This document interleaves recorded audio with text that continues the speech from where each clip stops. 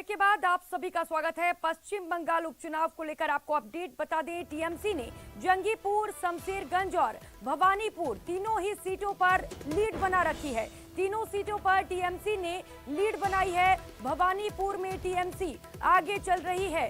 BJP की प्रियंका टिब्रेवाल से ममता बनर्जी आगे चल रही हैं। बीजेपी की प्रियंका टिब्रेवाल भवानीपुर से उम्मीदवार हैं। ममता बनर्जी के घर के बाहर जश्न शुरू हो चुका है। जश्न की तस्वीरें भी आपको टीवी स्क्रीन पर दिखा रहे हैं। उपचुनाव को लेकर टीएमसी लगातार बीजेपी से आगे चल रही है।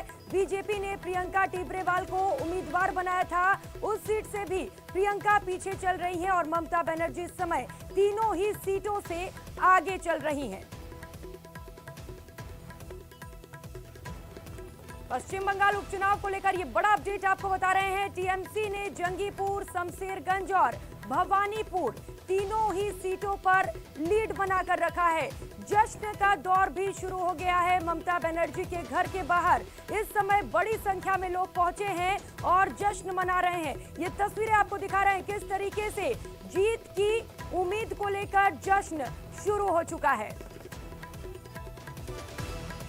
तो सुबह से ही काउंटिंग लगातार जारी है। दोपहर को नतीजे साफ हो जाएंगे, लेकिन इससे पहले ही जिस तरीके से लगातार तीनों सीट पर टीएमसी आगे चल रही है, टीएमसी पूरे जश्न शुरू कर दी गई है। इस वक्त ये तस्वीरें आपको दिखा रहे हैं ममता बनर्जी के घर के बाहर की ये तस्वीरें हैं, जहां पर टीएमसी जश्न मना रही है।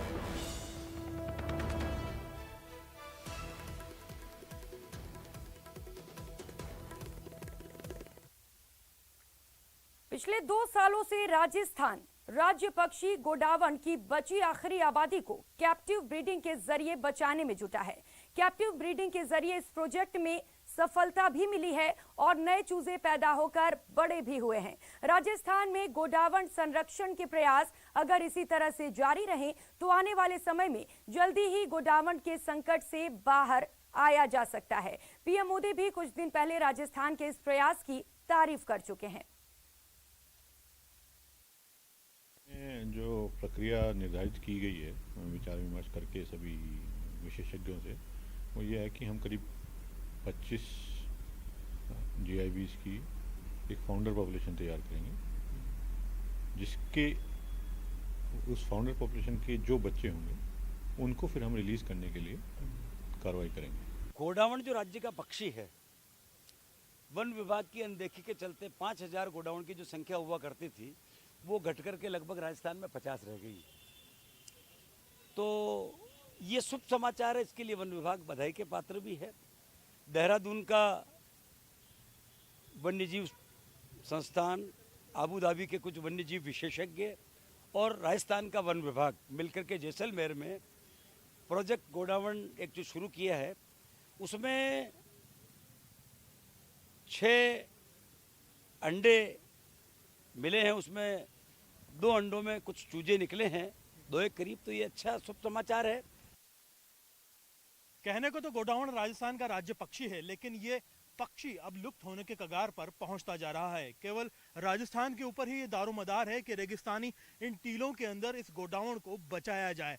राजस्थान ने कैप्टिव ब्रीडिंग के जरिए कुछ चूजों को बच्चे से बड़ा किया है और कोशिश ये है कि इन्हें वापस जो है राजस्थान के रेगिस्तानी इलाकों में छोड़ा जाए। खासतौर पर जैसलमेर और बाड़मेर के डेजर्ट नेशनल पार्क के उन इलाकों में फिर से छोड़ा जाए जहां पर इन्हें जंगलात के अंदर आबाद किया जा सके। उम्मीद की जानी चाहिए कि राजस्थान वन विभाग जिस हिसाब से कोशिशें कर रहा है, कैप्टिव ब्रीडिंग का ये प्रोजेक्ट सफल हो जाए और गोडावण को बचा लिया जाए।